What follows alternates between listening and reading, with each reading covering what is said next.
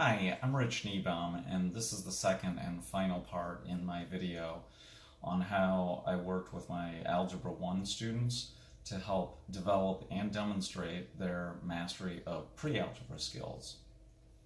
So to quickly take a look back over what happened, at about 3 weeks into the process, there was some demonstration of mastery and progress, but not so much.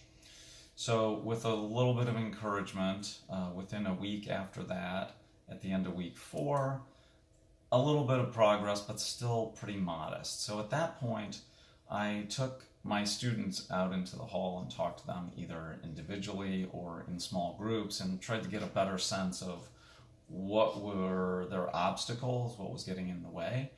And in that process, I was able to encourage those who were having motivation issues, others there were technology issues. And so about 4 days after that push, I was able to see a significant gain in growth and progress. Now, because they only had a little more than a week to complete all the activities, I started to take aside some of the students who were lagging behind or not updating their spreadsheets. I was able to target very efficiently who needed additional support, and within another week there was a huge leap in performance. In the final push, a couple of days later, there were a few other people who finished up their cells, and so overall the success rate was really pretty high. I want to zoom in here on a specific number at the bottom of the spreadsheet, which is this 75%. That's at the bottom of the very first column. That essentially says that all of the students in all of the tasks achieved a 75% level of mastery, which I had, obviously I was going for 100%, but knew that an 80% level would be a significant achievement. So it came up a little short, but I think it's very encouraging what I'm seeing, and I'm not going to stop. I'll continue to work with those students to actually achieve at 80% or even higher. So the next part of the video will talk about the technologies and tools I use to accomplish this. So if you're interested, I hope you take a look at that. I'd like to skip over now to Khan Academy, if I could. Within Khan Academy here, I'm viewing my assignments for a particular class period 2 in this case. And these are showing up in reverse chronological order. So the arithmetic properties, which you'll notice back over here in the pre-algebra, is the very first column. And you'll also notice these are hyperlinked so that if a student clicks on that link in their own copy, they literally are taken directly to the corresponding Khan Academy assignment. Now, back over within Khan Academy itself, so the arithmetic properties assignment, I assigned that on September 17th. I made it due September 20th. And I started rolling these out essentially on a Tuesday, Friday basis so that students would have one of these pre-algebra mastery challenges per every few days. Now, I also told my students that if they found themselves having difficulty with a particular topic, that they would have time to go back and work on that later. I asked them to focus for the first few weeks of school to simply go through these assessment challenges to see how they're doing. Now, one concern that would be fair to raise is, well, can't students get help on the Khan Academy assignments and or find ways to sort of cheat the system?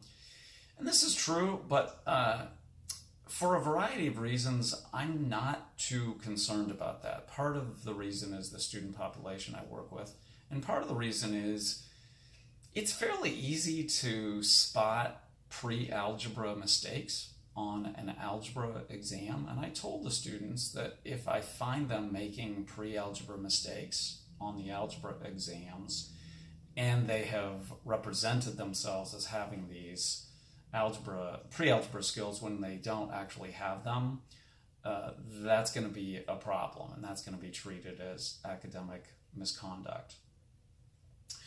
So, so far I haven't seen any hint or trace of that, but I will be watching for that, and I will hold the students accountable if I see evidence that there is some type of academic misconduct with this. So let's take a look at what this completed column shows me. So in the earlier assignments like arithmetic properties, factors and multiples, reading and interpreting data, you notice that most of the students have actually completed those. In the case of arithmetic properties, I've got 21 out of the 23 students in that particular small class section who have done that work. And if I click on the 21 out of 23, it brings up another window, which I've opened into another tab. And here you notice that it shows me, and I've hidden the student names for privacy purposes, but it shows me the student names in the left-hand column if I were to minimize this little blocking window.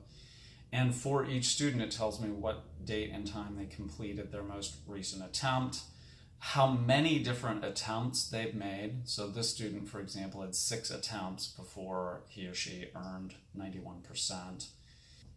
So let's take a look at how I use Google Classroom to help manage this and add yet another dimension of accountability. So this is one of my Honors Algebra 1 sections. I have a different Google Classroom for each of my different sections. And quite often I post things to all 4 sections at the same time. For example, when I created this pre-algebra set of assignments within Google Classroom, I started with, in this case, this is going in forward order, in descending order. So I assigned the Pre-Algebra Mastery Challenge. I probably won't do that next year because I can't actually track that within Khan Academy. And I've had to ask students to actually show me screenshots of their work if they're going to use that mastery challenge to opt out of these other exams. But let's just go take a look at the Google Classroom assignment for arithmetic properties. So if I pull that up, I'm going to click on View Assignment and then look at the instructions. This is what the students see. So I give a little bit of wraparound information that essentially tells them, click on the link to go to the Khan Academy assignments. In this case, I also included a link to the content in case they wanted to review that before taking the test. I found that the students can actually opt out of taking the test right away, even if they click on the link for the test. So I've dispensed with adding this extra link, but it's something you could do if you want to. Now, take a closer look at this section right here. It says, when you've completed the challenge, submit a typed written reflection here using Google Classroom on your score and which arithmetic properties skills, if any, will need further work. So these reflection statements have become really, really important. This is my way of engaging the students in thinking about what they're seeing in their own results from these assessments, and then making adjustments in their plans based on what they're seeing. So I'm not going to pull up the student work right now because that is too hard to mask the individual student names, but within a given student, I'll pull up what a reflection might look like. So within this arithmetic properties reflection, I can see that the student is using some informal grammar and writing, even though I've asked them to write formally, so I could comment on that or not. Mostly what I'm looking for is honest self-reflection, which I see here. This person claims that they were trying to speed through the assignment and probably knew what they were doing, but got a little ahead of themselves. So I actually grade students on these properties reflections.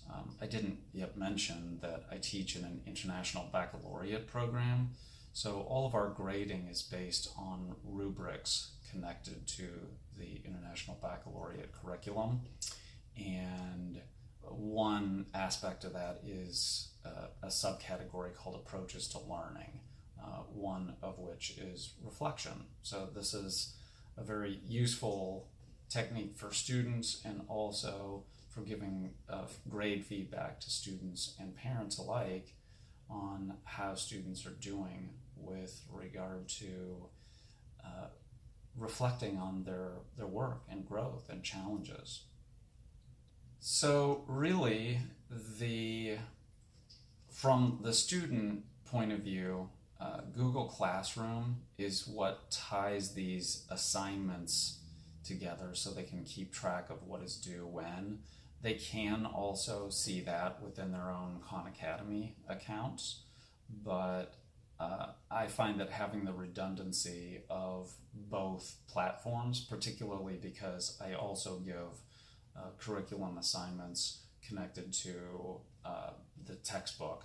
I also give those types of assignments here in Google Classroom.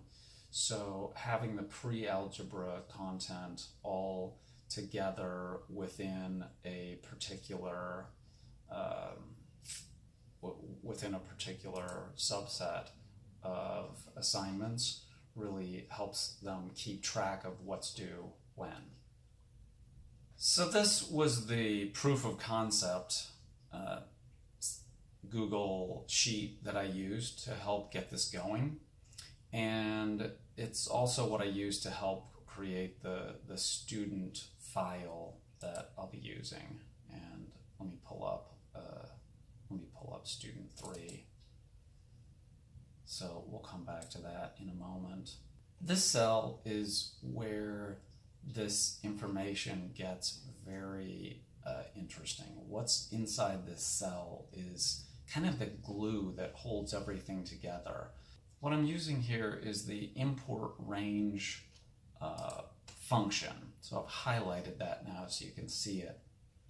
That command allows me to actually import from an entirely different URL. And so if we look at this specific URL in quotes, and I'll copy that and then paste it here into another web browser, that'll pull up the individual sheet. So this is the actual spreadsheet that I share with my students and ask them to put in their own last name and first name here, and then to type in the percentages of their scores within each of these categories. And then I ask the student to share their spreadsheet with my email address. I get an email with that notification. I'm able to take that URL that's included, which is up here. I copy that and then place it back into my spreadsheet here where I'm showing you the import range. Now, I will make a template like this available so that you don't have to go back and research all these technical formatting details. I also have hard-coded the range of the cells, so it is important for students to actually keep and use the format of this sheet, which I've shown you. The student needs to just simply update the data and not change any of the cell locations. Otherwise, the system breaks and that has happened. I've had students enter their data down here on line 3, and when I open their sheet, I can see it, but I can't change it. So that's sort of the technical glue that makes this all possible. But getting back to the magic that brings it all together, once I have built this spreadsheet and linked all of those individual student spreadsheets, now I've got a constantly updating, comprehensive view of where my students are in developing these skills. And to me, that's a really powerful win. So it's really in this Mastery Tracker spreadsheet, this Google Sheet, with the interactive links to student files, where this whole system comes together. And this is the part that I'm most excited about, because I can actually see my students making progress in real time and over time. So I'm really excited to see how they do in time, but I feel really confident already that this is working, it's worthwhile, and I'm going to keep pushing it. So I hope you find it interesting and useful. And if you are part of the Chicago public school system, I'd love to get you into our database of history about how your students are doing. And if you're outside of the system, I'm still interested to hear how you're finding it useful. So please feel free to email me. Thank you and good luck.